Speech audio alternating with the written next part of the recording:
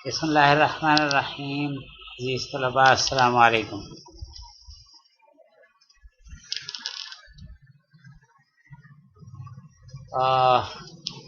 Cost accounting में हम अभी cost volume profit analysis chapter number 4 पढ़ रहे हैं। उसका एक लेक्चर रिकॉर्ड हो चुका है, यह दूसरा लेक्चर है और ये लेक्चर है ब्रेक इवन एनालिसिस पे। मैंने बताया था कि ये सीवीपी का एक अहम पार्ट है, फुल सीवीपी नहीं है। Cost volume profit analysis full नहीं है, लेकिन ये उसका एक अहम पार्ट है।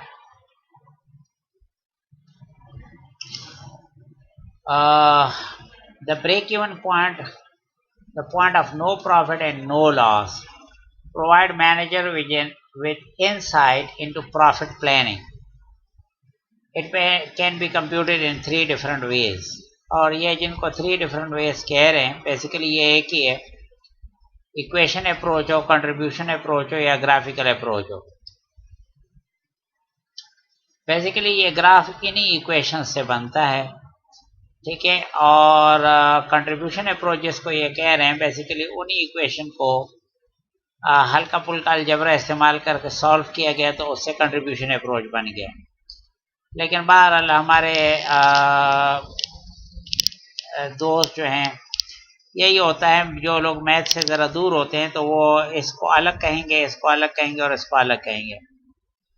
तो बहरहाल इससे कोई इतना ख़ास फ़र्क नहीं पड़ता, बेसिक आइडिया सब में एक ही जैसा है। इक्वेशन अप्रोच का क्या मतलब है कि आप एक इक्वेशन से बात चलाते हो, ठीक है। पहले थोड़ा सा ज़रा देख लें, ये मुख्तलिफ इक्वेशंस हैं, तो मैंने आपके लिए चंद एक इक्वेशंस जो बहुत अहम है वो ज़रा अलग से लिख ली हैं, वर्ड में साफ साफ लिख दी हैं। ये आप देख रहे हैं। पहली बात तो ये कि ये इक्वेशन कहाँ से आई है, तो this is actually formula of income statement written income contribution margin approach. आपको पता है इनकम स्टेटमेंट एक से ज़्यादा अप्रोचेज हैं, पिछले चैप्टर में ये बात कवर हो चुकी है। इनकम स्टेटमेंट जब कंट्रीब्यूशन मार्जिन अप्रोच पे हम लिखते हैं, तो हम सेल्स से वेरिएबल कॉस्ट माइनस करते हैं, फिर फिक्स्ड कॉस्ट माइनस करते हैं, तो आखिर में नेट इनकम आ जाता है। यानी सेल हमारे पास बराबर होती है वेरिएबल कॉस्ट, यानी टोटल सेल बराबर होती है total variable cost plus total fix cost plus net income. तो बेसिकली जब आप नेट इनकम मालूम करते हैं, तो आप सेल से वेरिएबल कॉस्ट ये इधर आएगा तो माइनस हो जाएगा, फिक्स कॉस्ट भी इधर आएगा तो माइनस हो जाएगा। तो अब आपको समझ आ रही है कि नेट इनकम कैसे आते हैं। सेल से वेरिएबल कॉस्ट और फिक्स कॉस्ट माइनस होता है और नेट इनकम आ जाता है। बाकी सेल्स जो हैं, सेल एस ये बराबर होता है पी एक्स के। पी सेलिंग प्राइस है और एक्स है नंबर ऑफ आइटम सोल्ड, ठीक है ना। P selling price per unit है और x is number of item sold. तो एस जो है ये खुद एक अलग इक्वेशन हो सकता है, आप चाहें तो s equal to P x, ठीक है ना। चले ये मैं इधर लिख लेता हूँ, ठीक है। ये S equal to P x जो है ये खुद एक इक्वेशन है। एस इक्वल टू पी यानी जो sales price into number of item sold, तो ये खुद एक इक्वेशन है और ये टोटल रेवेन्यू को शो करता है। इसी तरह टोटल कॉस्ट को हम एक इक्वेशन लिख सकते हैं, total cost is equal to variable cost plus fixed cost.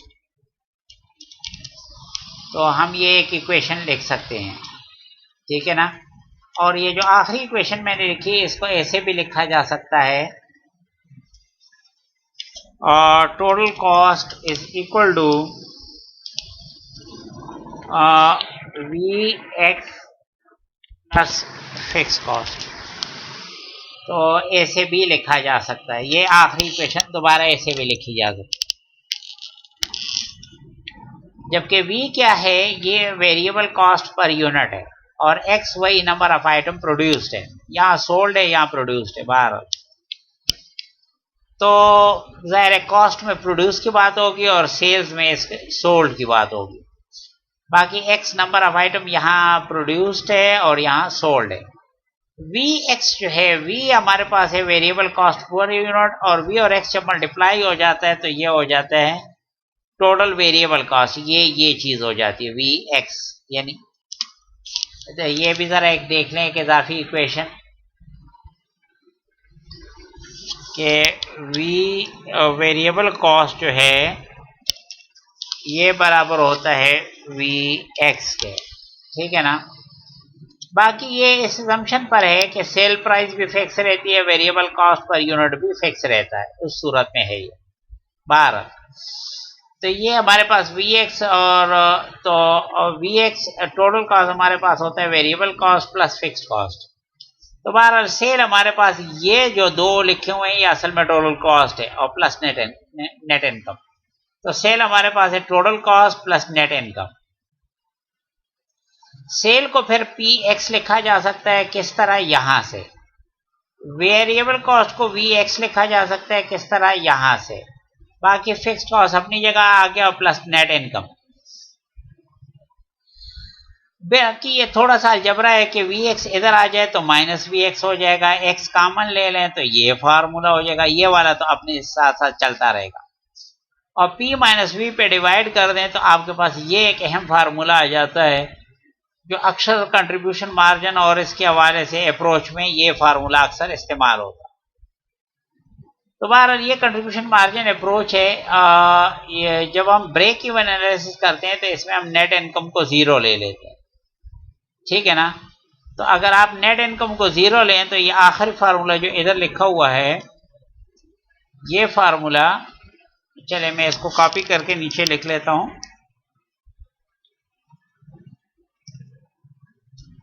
ये अब अगर आप ब्रेक इवन की बात करेंगे तो ये फार्मूला ऐसे नहीं होगा, इसमें ये नेट इनकम वाला पोर्शन चूंकि ये 0 है तो ये वाला उड़ जाएगा, ठीक है ना। और ब्रेक इवन के केस में हमारे पास ये फार्मूला इस तरह हो जाएगा, fixed cost divide by P minus V which is the unit contribution margin. तो इस तरह और भी कई एक फार्मूले हैं, बस जस्ट नेट इनकम की जगह 0 पुट कर लें तो उसके मुताबिक फार्मूला एडजस्ट हो जाता है, ब्रेक इन वन वाली सूरत हो जाती है। चलिए मैं इसके साथ लिख लेता हूँ for break even, for break even point, break even point, ठीक है। ये फार्मूला आपको ब्रेक इवन पॉइंट देगा इन यूनिट्स। यूनिट्स का मतलब है कि चलें इसको इस तरह वर्ड क्यों मान लेते हैं, बहरहाल तो ये आपको फार्मूला देगा ब्रेक इवन इन यूनिट्स, ठीक है। तो होपफुली आपको कुछ समझ आ रही होगी कि ये सारे फार्मूले, बेसिकली ये सारे फार्मूले कहाँ से हैं, ये इनकम स्टेटमेंट के फार्मूले हैं, लेकिन ये इनकम स्टेटमेंट जो कंट्रीब्यूशन मार्जिन अप्रोच में लिखी गई हो वो फार्मूले हैं। तो अब आप इधर आए, पहली बात तो ये कि इक्वेशन अप्रोच वो कह रहे हैं कि इस इक्वेशन से आती है। The equation approach is based on the cost volume equation, और वो ये इक्वेशन वो मैंने ऊपर आपको लिख दी है, which shows the relationship among sale, variable and fixed cost and net income। इनका आपस में क्या रिलेशनशिप। अगर आप ब्रेक इवन पॉइंट करेंगे तो ये पोर्शन 0 कर देंगे और S equal to variable cost plus fix cost हो जाएगा, ठीक है ना। अब क्योंकि हम मुसलसल ब्रेक इवन पर चल रहे हैं लिहाजा हम ये पोर्शन 0 कंसिडर करेंगे। बाकी x को अगर आप यूनिट्स ले लेते हैं, नंबर ऑफ यूनिट्स ले लेते हैं, जैसे अभी मैंने कहा, तो s की जगह px लिख सकता है, इसके जगह vx लिख सकता है। और अगर आप इस इक्वेशन को हल्का सा सॉल्व कर दें तो आप इस नतीजे पे पहुंच जाएंगे, वो कंट्रीब्यूशन ये इस फार्मूले पे पहुंच जाएंगे, ये वाला फार्मूला ब्रेक इवन पॉइंट का फार्मूले पे पहुंच जाएंगे। बहरहाल इसको इन्होंने सॉल्व नहीं किया, सीधा सीधा एक एग्जांपल पे पर बता दिया, अभी इन्होंने मजीद सॉल्व नहीं किया, एक एग्जांपल बता रहे हैं। ये एग्जांपल कोई नया नहीं है, पिछले लेक्चर में हमने जिस जी कंपनी की बात की थी उसी कंपनी की बात हो रही है।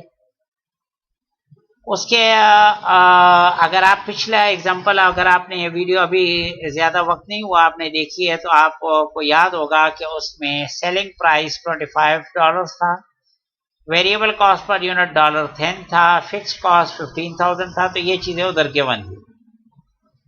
तो अब आप अगर यही इक्वेशन लिखना चाहते हैं, कौन सा इक्वेशन, ये वाला, ये वाला, तो देखिए p x equal to v x plus fix cost. तो ये देखें इन्होंने एक तो ये तंग कर रहा है मुझे बाहर,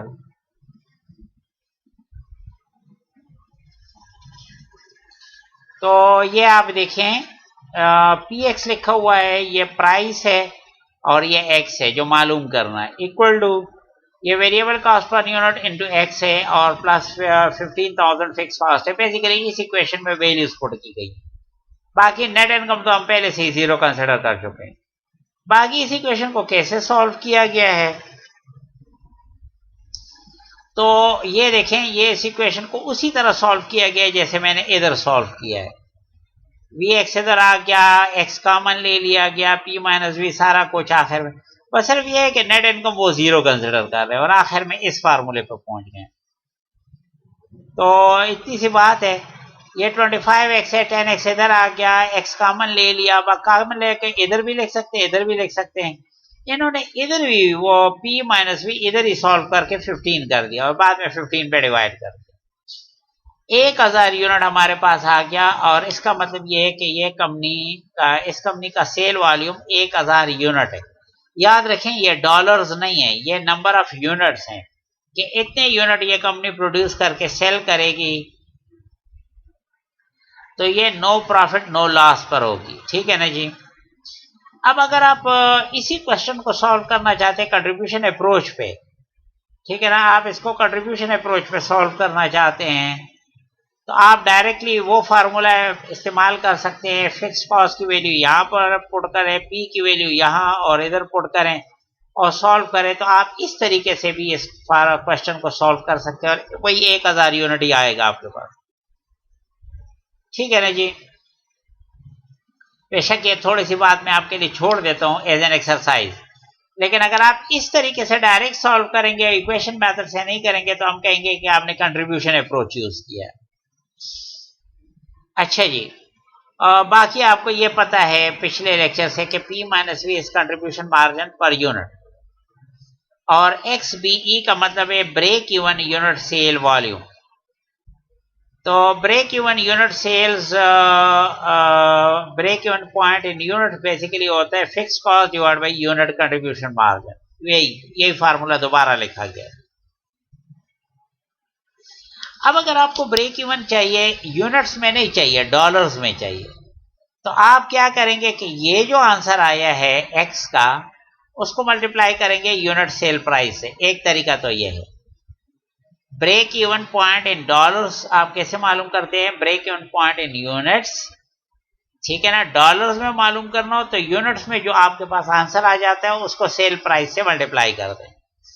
और एक और तरीका भी है इस तरह का direct formula, break even point in dollars में आप फिक्स्ड कॉस्ट को यूनिट कंट्रीब्यूशन मार्जिन से डिवाइड नहीं करते, कंट्रीब्यूशन मार्जिन रेशियो से डिवाइड कर लें तो आपके पास जो है डायरेक्ट डॉलर में आ जाएगा।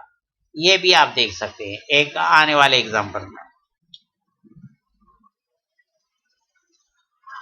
ये देखें, ये वही बात है कि आपके पास P जो है 25 के बराबर है, V जो है 10 के बराबर है, तो यूनिट कंट्रीब्यूशन मार्जिन आपको पता है, इससे ये माइनस कर लें P माइनस V, तो ये 15 हो जाएगा। और कंट्रीब्यूशन मार्जिन रेशियो अगर आप पिछले मेरी वीडियो को याद करें तो वहां पर आपको हमारे पास 60% आया था, कंट्रीब्यूशन मार्जिन रेशियो हमारे पास 60% आया था, तो वो भी देखा जा सकता है। बहरहाल ब्रेक इवन पॉइंट अब आप डायरेक्ट मालूम कर सकते हैं इस तरह, अगर आप ये फार्मूला इस्तेमाल करते हैं fixed cost divide by unit contribution margin, तो ये फिक्स्ड कॉस्ट है और ये यूनिट कंट्रीब्यूशन मार्जिन है, अगेन वही 1000 यूनिट। और अगर आप ये फार्मूला इस्तेमाल करते हैं, ठीक है ना, अच्छा अगर इसको डॉलर्स में कन्वर्ट करना है तो 1000 यूनिट आ गए और एक यूनिट आप 25 का बेच रहे हैं तो मल्टीप्लाई कर लें तो इतने break even point in dollars भी आपके पास आ जाए। और ये आंसर डायरेक्ट लेने का ये फार्मूला कैसे इस्तेमाल होता है कि आप जो है ना फिक्स्ड कॉस्ट को डिवाइड कर देते हैं यूनिट कंट्रीब्यूशन मार्जिन जो 60% है। तो बहरहाल माय डियर स्टूडेंट, आप इस क्वेश्चन को, ये वही बात है कि नाक को इधर से पकड़े उधर से पकड़े, बात एक ही है। ये सारे अप्रोचेस एक ही हैं, ये मुख्तलिफ नहीं हैं। इस तरीके से आप कंट्रीब्यूशन मार्जिन अप्रोच से भी इसको कर सकते हैं और इक्वेशन मेथड से भी कर सकते हैं। अब आखिरी आ जाता है ग्राफिकल अप्रोच। ग्राफिकल अप्रोच में आप इन इक्वेशन के ग्राफ बनाते हैं। कौन से इक्वेशन? एक sales equal to P X, ये वाला इक्वेशन, ये वाला, सॉरी ये तो सारा ही सेलेक्ट कर दिया इसने। एक ये वाला sale equal to P X इस इक्वेशन का, और एक ये वाला जिसपे अभी माउस हरकत कर रहा है, total cost equal to variable cost plus fix cost. ठीक है ना? तो इन दो इक्वेशन का आप ग्राफ बनाते हैं। ठीक है, sales equal to P X का ग्राफ बनाते हैं और total cost equal to variable cost plus fix cost, इन दोनों का ग्राफ बनाते हैं। देखें कैसे। ये ग्राफ भी आपके लिए बनाए गए हैं। ये ग्राफ देखें आप,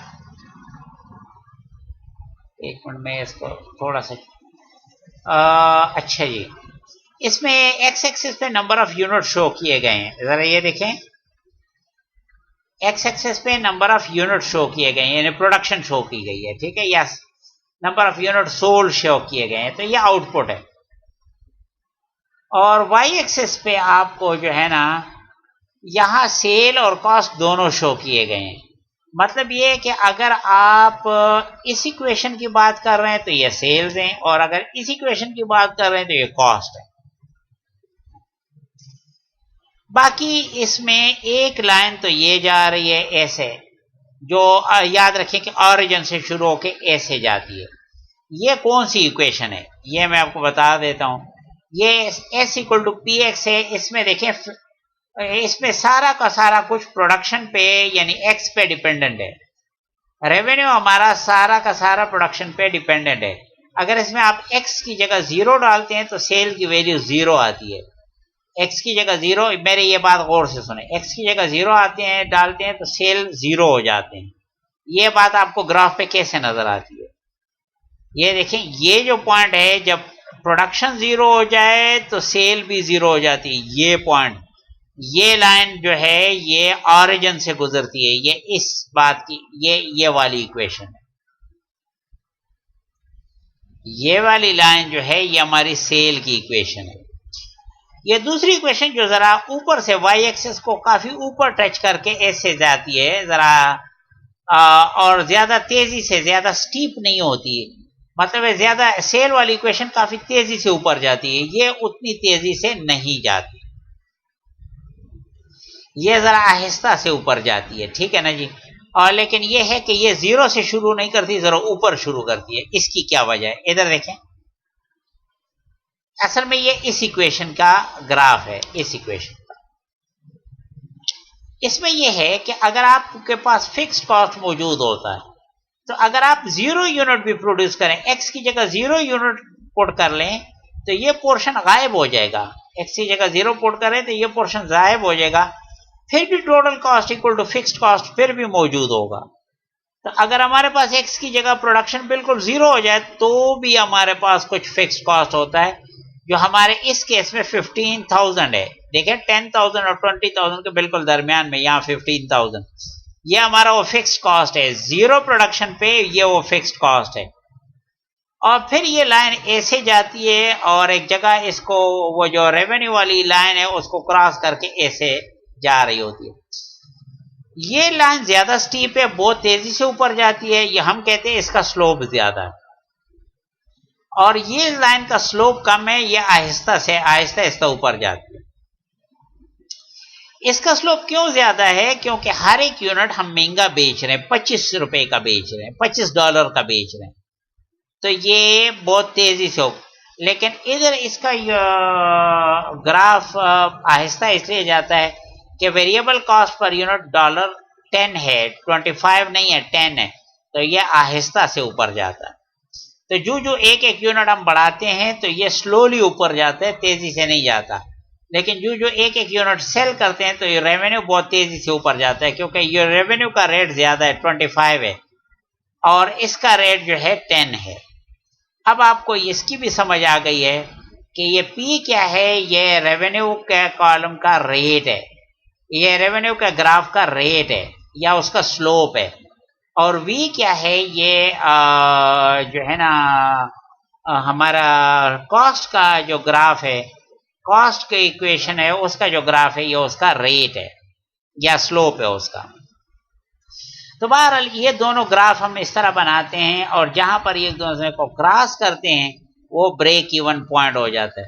उसके बिल्कुल नीचे ब्रेक या उसके बिल्कुल नीचे अगर आप गौर करें, इसके बिल्कुल एक तो ये मुझे तंग कर रहा है, अगर आप बिल्कुल उस पॉइंट के नीचे देखें यहाँ पर, तो आपके पास 1000 मौजूद है। वो और वो क्या है, वो ये जो है ना आपके पास ब्रेक इवन पॉइंट है यूनिट्स में, और ब्रेक इवन पॉइंट यूनिट्स में कहां पर होता है, एक्स एक्सेस पे। और ब्रेक इवन पॉइंट आपके पास इधर कहां पर होता है, तो वो आपके पास इसके सामने इधर, ये डॉलर्स में यहां पर होता है, ठीक है ना। Break even point in dollars यहां पर होता है, ठीक है। और देखते हैं, अंदाजा ये है कि ये 20 और 30 के दरमियान इधर कहीं होगा। देखते हैं हमारे पास आंसर क्या आया था। ये देखें, ये 25,000 आंसर आ रहा है, और वो ग्राफ पे देखें, ग्राफ पे देखें, ये break even point in dollars बिल्कुल इसके सामने, ये ऐसे 25,000 ये वाली जगह। तो यहाँ ब्रेक इवन पॉइंट डॉलर्स में, और इस लाइन पे बिल्कुल नीचे आए तो ब्रेक इवन पॉइंट यूनिट्स में, दोनों हमारे पास है। बाकी ये बात याद रखें कि ग्राफ का ये जो ब्रेक इवन से लेफ्ट की तरफ जो एरिया है, यहां पर हमारे पास अगर आप गौर करें तो कॉस्ट की कर्व ऊपर है और सेल की कर्व नीचे है। मतलब ये है कि यहां पर अगर आप एक खास जगह पर देखें तो इतनी हमारे पास सेल्स हुई है, लेकिन इतनी कॉस्ट ज्यादा है और सेल कम है, तो ये जगह लॉस की है, ये सारा एरिया लॉस का है, ये एरिया लॉस का है। इसके बजाय जब आप इधर आ जाते हैं, ब्रेक इवन पॉइंट से राइट साइड पर आ जाते हैं, मतलब ज्यादा यूनिट प्रोड्यूस करना के सेल करना शुरू कर देते हैं, तो फिर आपको प्रॉफिट्स मिलना शुरू हो जाते हैं, क्योंकि इतनी आपकी सेल्स हैं और इतनी आपका कॉस्ट है और इन सेल्स ऊपर जा रही हैं। कॉस्ट यहां तक है तो सेल्स यहां तक है, तो दरमियान का जो फर्क है ये आपका प्रॉफिट हो गया। तो ये प्रॉफिट वाला एरिया है सारा, ठीक है ना। तो ब्रेक इवन पॉइंट आपको वो दरमियान वाली जगह मालूम कर देता है, जिसके बाद मैनेजमेंट ने कोशिश करनी होती है। अब यहां पर पता चला मैनेजर को कि 1000 यूनिट से ज्यादा प्रोड्यूस करके सेल कर सकते हो तो आप प्रॉफिट में चले जाओगे।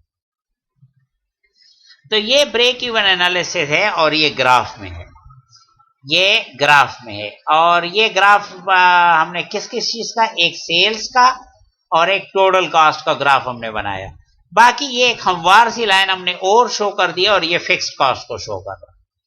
बाकी ये फिक्स्ड कॉस्ट यहां से यहां तक फिक्स्ड कॉस्ट है, यहां से यहां तक वेरिएबल कॉस्ट है, और बाकी प्रॉफिट है। सेल्स इन सब के बराबर होती है, सेल्स बराबर होती है fixed cost plus variable cost plus profit. तो ये सारे मिलकर जो है ना, अब देखिए आप फिक्स्ड कॉस्ट प्लस करेंगे तो यहां तक हाइट पहुंच जाएंगे, वेरिएबल कॉस्ट साथ प्लस करेंगे तो यहां तक पहुंच जाएंगे, प्रॉफिट साथ प्लस करेंगे तो ऊपर एंड में सेल्स तक पहुंच जाएंगे। ये सारी कहानी। अच्छा, ये वो ब्रेक इवन एनालिसिस है ग्राफ के फॉर्म में। इसमें हमने आपको सेल्स का जो लाइन है वो शो की हुई है, और टोटल कॉस्ट की लाइन शो की। लेकिन इसका एक और तरीका भी है, जरा वो नीचे देखें। ये ग्राफ हम ब्रेक इवन चार्ट एक और तरीके से भी मालूम कर सकते हैं, और वो है profit minus volume chart, profit volume chart. इसमें क्या होता है कि यहां पर हम वॉल्यूम बता रहे होते हैं कि number of unit produce or sold, और यहां हम बता रहे होते हैं सीधा सीधा प्रॉफिट। मतलब ये सेल से कॉस्ट माइनस कर लेते हैं, सेल से कॉस्ट माइनस कर लेते हैं, ठीक है ना जी। ये जो प्रॉफिट है ये हम शो कर रहे होते हैं, सेल से हम और टोटल कॉस्ट माइनस कर लेते हैं, सेल से टोटल कॉस्ट माइनस कर लेते हैं। इस सेल से ये वेरिएबल कॉस्ट भी फिक्स कॉस्ट भी दोनों माइनस करके नेट इनकम कर लेते हैं, और नेट इनकम को वाई एक्सेस पे शो करते हैं, प्रॉफिट को वाई एक्सेस पे शो करते हैं। अब इसमें यह है कि आपको पता है कि प्रॉफिट जब नेगेटिव हो तो वो एक्चुअली शो कर रहा होता है लॉसेस को, तो वो या ये वाली जगह लॉसेस की हो जाती है। इसमें फिर सिर्फ एक ही लाइन बनानी पड़ती है, जहां पर प्रॉफिट ये एक्स एक्सेस को क्रॉस कर रहा हो वो एक्चुअली जीरो प्रॉफिट को शो कर रहा होता है, और वो एग्जैक्टली कहां पर क्रॉस करेगा, हमारे केस में ये 1000 यूनिट पे क्रॉस करेगा। इसके सामने प्रॉफिट जीरो होगा और ये 1000 यूनिट पे क्रॉस करेगा। 1000 यूनिट से इधर पे रहेंगे तो आप लॉसेस की एरिया में चले जाएंगे, और 1000 यूनिट से इस साइड पर आएंगे, 1500, 2000, 2500 यूनिट प्रोड्यूस करके सेल करेंगे तो आप प्रॉफिट में आ जाएंगे।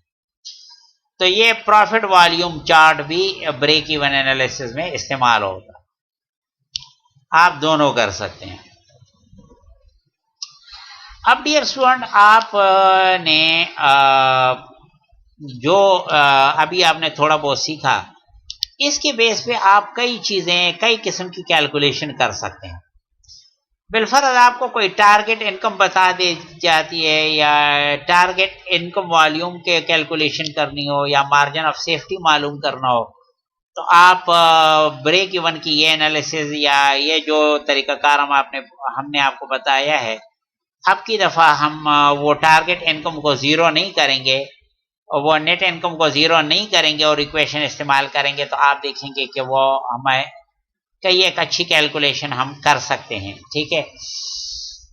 Beside being able to determine break even point, जो ऊपर हो गया, CVP analysis determine the sale required to attain a particular income level. बिलफर्ज एक आदमी कहता है कि जी मैं 2 लाख इनकम कमाना चाहता हूं, तो बताएं कि कितना प्रोडक्शन करके सेल करूं, तो हम ये एनालिसिस से मालूम कर सकते हैं। फिर यहां पर हम 2 लाख पुट करेंगे क्योंकि वो 2 लाख इनकम करना चाहता है। इसके दो तरीके हैं बहरहाल, एक तो ये कि आपको एक स्पेसिफाइड डॉलर अमाउंट बता दी जाती है कि भाई 2 लाख का करना, और एक ये है कि सेल की परसेंटेज बता दी जाती है। तो दोनों तरीके हो सकते हैं। अगर आपको स्पेसिफिक डॉलर अमाउंट बता दी जाती है तो पीएक्स, वीएक्स, एफसी तो अपनी जगह पर, और यहां पर वो स्पेसिफिक अमाउंट आप अपनी जगह पर डाल लेंगे और इसको सॉल्व करेंगे। ये केस नंबर 1 का होगा। केस नंबर 2 ये है कि परसेंटेज ऑफ सेल आपको बता दी जाती है। उसका तरीका बहरहाल ये पहले वाला का तो फार्मूला आखिर में ये हो जाता है, और ये फार्मूला थोड़ी देर पहले मैंने इधर बताया भी हुआ है आपको, ये वाला फार्मूला, ठीक है। दूसरा फार्मूला ये हो सकता है कि नहीं, आपको परसेंटेज ऑफ सेल बता दी जाती है, तो टारगेट इनकम सेल वॉल्यूम जो है उसमें फिर अच्छा ये तो वही है, टारगेट इनकम सेल वॉल्यूम के fix cost plus target income divide by unit contribution margin, ठीक है ना। ये तो अभी अपना वाला यही फार्मूला है। लेकिन अगर आपको एक खास परसेंटेज ऑफ सेल बता दी गई है, तो फिर आप जो प्रॉफिट की जगह पुट करेंगे, यहां पर नेट इनकम की जगह जो पुट करेंगे वो परसेंटेज ऑफ सेल, क्योंकि ये फिगर सेल की है तो परसेंटेज ऑफ सेल यहां पर आएगी, ठीक है ना। और इस इक्वेशन को अगर आप सॉल्व करेंगे तो एक्स की वैल्यू फिर ये आती है, fixed cost divide by price, unit price minus unit variable cost minus percentage of price. वही परसेंटेज प्राइस की ले लें, और आप देखेंगे कि इस फार्मूले से भी आप इसको जो है ना ये कैलकुलेशन कर सकते हैं। देखें किस तरह, यानी इसमें fixed cost, unit contribution margin, ये पी माइनस वी, तो unit contribution margin minus percentage of unit sale price, वो यूनिट सेल प्राइस का परसेंटेज इधर आ जाएगी। तो इसका एक एग्जांपल देखें। वही एग्जांपल हम मुसलसल वकम निजी वाला डेटा ही मुसलसल इस्तेमाल करते हैं। फर्ज करें कि आपको एक टारगेट इनकम बता दिया जाता है कि जी 15,000 का टारगेट इनकम करना है, तो आप बताएं कि कितने यूनिट बनाकर बेचें। ठीक है, तो सीधा सीधा फार्मूले का मतलब तो यह होगा, आप सीधा सीधा ये फार्मूला इस्तेमाल करेंगे, ये वाला। ठीक है ना, एक्स नंबर ऑफ आइटम्स हो जाएंगे equal to fix cost plus target income divided by price minus unit variable cost per unit. तो अब आपके पास फिक्स कॉस्ट भी 15,000 है, 15,000 ही टारगेट इनकम है, तो दोनों ये इत्तेफाक से बराबर हो गए हैं। बाहर ये जरूरी नहीं कि बराबर हो, लेकिन यहाँ बराबर हो गए हैं। और प्राइस 25 और volume variable cost per unit 10, इन दोनों को प्लस करें तो ये 30 हो गया और ये 15 हो गया। और जब आप इनको 30 को 15 पे डिवाइड करते हैं तो यू गेट 2000 यूनिट्स। ठीक है ना, इसका एक प्रूफ भी देख लें, आपको बात समझ आ जाएगी। और भी आप बाकायदा इनकम स्टेटमेंट वाले फॉर्मेट में देख लें, लेकिन इनकम स्टेटमेंट मैंने कंट्रीब्यूशन मार्जिन वाले फॉर्मेट में बनाई है। ये देखें, 2000 यूनिट की सेल करेंगे तो एक यूनिट 25 पे बिकेगा, तो 2000 को 25 से मल्टीप्लाई करें तो इतनी सेल होगी। वेरिएबल कॉस्ट, चूंकि एक यूनिट की वेरिएबल कॉस्ट 10 है, तो इसको 10 से मल्टीप्लाई करें तो 20,000 इससे माइनस हो गए, ये कंट्रीब्यूशन मार्जिन हो जाएगा।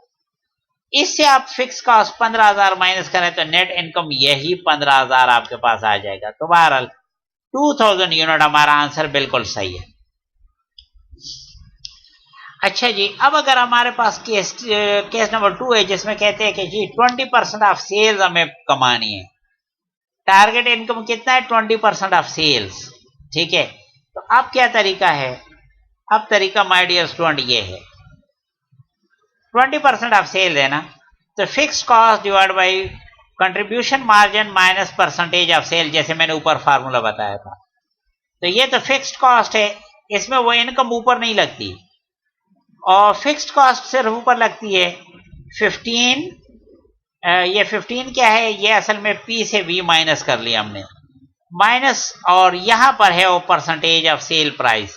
क्योंकि हमें 20% करना है, तो 25 का 20%, ये मैं कैलकुलेटर पे बता देता हूं आपको। ये देखें, 25 मल्टीप्लाई बाई 20%, 20% होता है 0.2, तो ये आपके पास 5 आ रहा है। तो 15 से 5 माइनस कर लें तो आपके पास ये हो जाएगा 15,000 डिवाइडेड बाई 15 माइनस 5, तो ये 10 हो जाएगा। तो आपके पास 1500 यूनिट अगर कंपनी बनाकर बेचे तो उसके जो है ना 20% ऑफ सेल्स उसके पास प्रॉफिट आएगा। बाकायदा बेशक इसका नीचे प्रूफ भी गिवन है। ये प्रूफ क्वेश्चन का ऐसा नहीं है, आपको समझाने के लिए है। क्योंकि 1500 यूनिट है, तो 1500 यूनिट बनाएंगे और एक यूनिट 25 का बेचेंगे तो ये प्राइस हो जाएगी। 1500 यूनिट बनाएंगे, वेरिएबल कॉस्ट इसको 10 से मल्टीप्लाई कर लें, जिस तरह पहले बताया जा चुका, तो ये वेरिएबल कॉस्ट हो जाएगा। कंट्रीब्यूशन मार्जिन, इससे ये माइनस करें, ये कंट्रीब्यूशन मार्जिन। फिक्स कॉस्ट इससे माइनस करें, जो फिगर बढ़ गई, ये फिगर अब आप देखें, ये सेल का 20% है। देखें, वह खैर कैलकुलेटर की मदद से देख लें।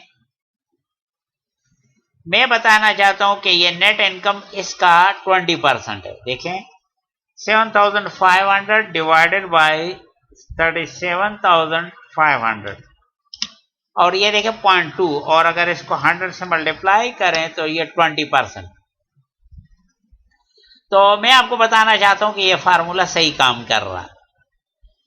इसी तरह माय डियर स्टूडेंट, आप इस क्वेश्चन को फिर ऐसे भी कर सकते हैं कि इनकम टैक्स की कैलकुलेशन साथ में आप देख लें। बाज़ औक़ात जो टारगेट इनकम गिवन होती है वो आफ्टर टैक्स बेसिस पे गिवन होती है। हमने जो टारगेट इनकम आपको बताई थी वो जिसको EBIT कहते हैं, अर्निंग बिफोर यानी earning before interest and taxes, EBIT हम एक्चुअली वो बता रहे थे। जिसको नेट इनकम अभी बता रहे थे, ये अगर अकाउंटिंग पॉइंट ऑफ व्यू से कहें तो ये EBIT है, earning before interest and taxes. तो बहरहाल तो ये अगर आप या earning after tax earning before EBIT, earning before interest and taxes. और अगर आपको सॉरी ये था earning before taxes, earning before, क्योंकि फिक्स कॉस्ट तो हमने सारा माइनस कर लिया, इंक्लूडिंग जो है ना इंटरेस्ट, वो सारा हमने माइनस कर लिया, तो अर्निंग बिफोर टैक्सेस। लेकिन अगर अर्निंग आफ्टर टैक्स बेसिस पे आपको गिवन, अगर अर्निंग आफ्टर टैक्स बेसिस पे आपको गिवन है, यहां पर मैंने एज्यूम किया था ऊपर कि ये अर्निंग आपको बिफोर टैक्स है। अगर अर्निंग आपको आफ्टर टैक्स गिवन है तो फिर आप इस फार्मूले को, ये वाला जो फार्मूला है, इसको थोड़ा सा एडजस्ट करेंगे। और वो एडजस्टमेंट क्या है कि टारगेट आफ्टर टैक्स इनकम को डिवाइड करेंगे 1 माइनस टैक्स रेट से। 1 माइनस टैक्स रेट से डिवाइड करेंगे तो ये बढ़ जाएगा और ये इनकम बिफोर टैक्स बन जाएगा खुद ब खुद। ठीक है ना जी। तो इसमें बस ये छोटा सा काम है, बाकी ये उस वही पीछे वाले फार्मूले में कन्वर्ट हो जाएगा। इसकी एक एग्जांपल देखें। एज्यूम इन एग्जांपल 4.1, वही जी कंपनी वाली बात हो रही है। The company G want to achieve an after tax income of 6,000 का आफ्टर टैक्स इनकम उनको चाहिए। तो अब आप फिक्स्ड कॉस्ट अपनी जगह, यूनिट कंट्रीब्यूशन मार्जिन अपनी जगह, सारा कुछ अपनी जगह, सिर्फ ये आफ्टर टैक्स इनकम को एडजस्ट करना पड़ेगा हमें 1 माइनस टैक्स रेट, और टैक्स रेट हमें गिवन है 40%। तो 1 माइनस 0.4 यानी 0.6 से इसको डिवाइड करेंगे। इसकी कैलकुलेशन देखें कैसे होती है। मैं सिर्फ इस ब्रैकेट वाले पोर्शन की फिलहाल कैलकुलेशन बता रहा हूं। 6,000 डिवाइडेड बाय, और ब्रैकेट में हम करेंगे 1 minus 0.4 bracket close, equal to करेंगे तो ये 10,000 हो गया। ठीक है ना जी। ये आप देखिए मैंने बताया था कि ये ऊपर चला जाएगा, बढ़ जाएगा। तो ये और ये फिगर के, इस फिगर के साथ प्लस होगा 15,000। तो ये ऊपर की कैलकुलेशन यहां तक सारी मुकम्मल हो गई। अब ये 15 से डिवाइड होगा, डिवाइड बाई 15, वो जो यूनिट कंट्रीब्यूशन मार्जिन है। तो 16,066 या 16,067 यूनिट तकरीबन। ठीक है, ये टारगेट इनकम वॉल्यूम हो गया कि इतने यूनिट बना के बेचो तो आफ्टर टैक्स इनकम तकरीबन इतना होगा, 6,000 के आसपास। इसी तरीके से माय डियर स्टूडेंट आप ये आइडियाज इस्तेमाल कर सकते हैं मार्जिन ऑफ सेफ्टी के लिए।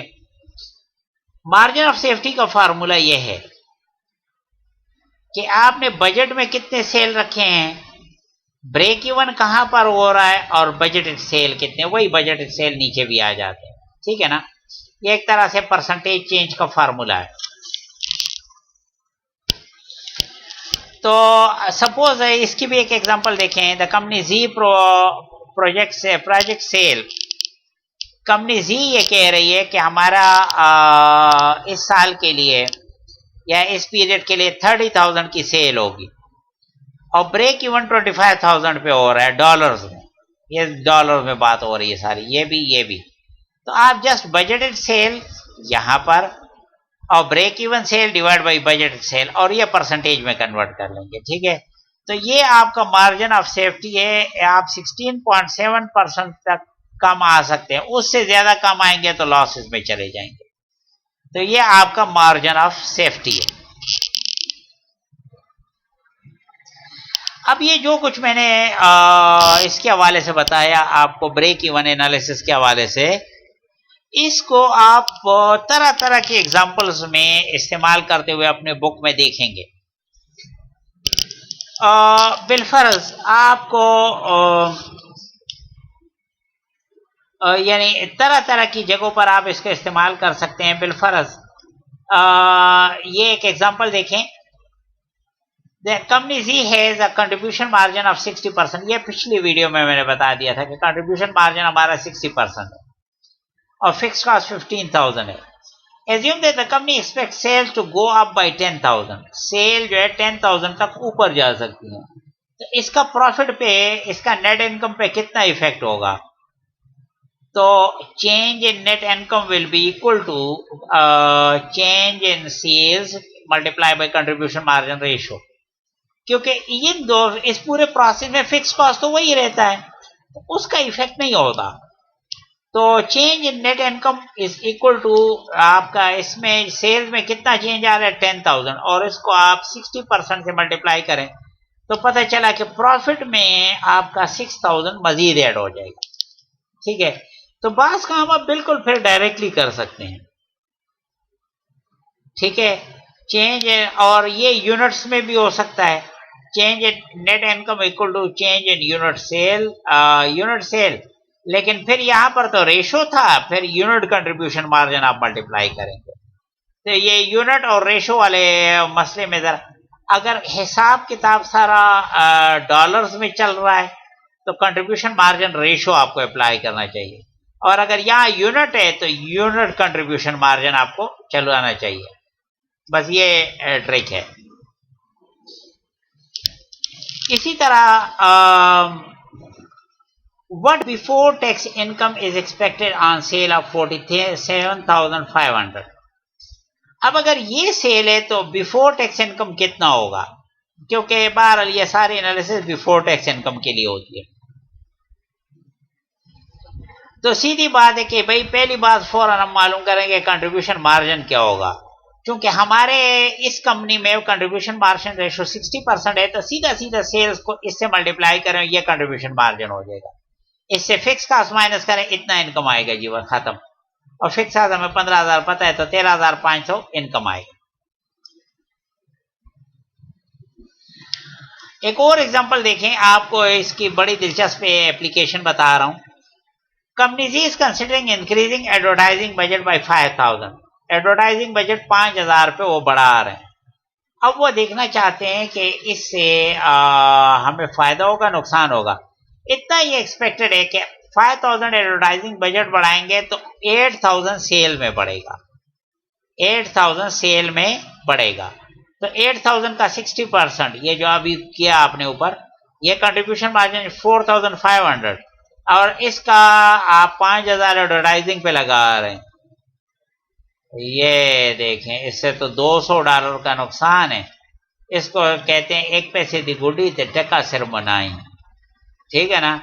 अब इस तरह की एडवर्टाइजिंग तो नहीं करनी कि देखिए ये 5,000 तो आपने एडवर्टाइजिंग पे लगा लिया, लेकिन उससे जो सेल जनरेट हो रही है 8,000, लेकिन वो कंट्रीब्यूशन मार्जिन उसमें कितना है 4,800, और उससे 5,000 माइनस करें जो फिक्स कॉस्ट है, तो आपके पास 200 जो है वो -200 जो है नेट इनकम आ रही है। इसका मतलब है नेट इनकम डिक्रीज हो जाएगी, तो ये तो अच्छी बात नहीं है।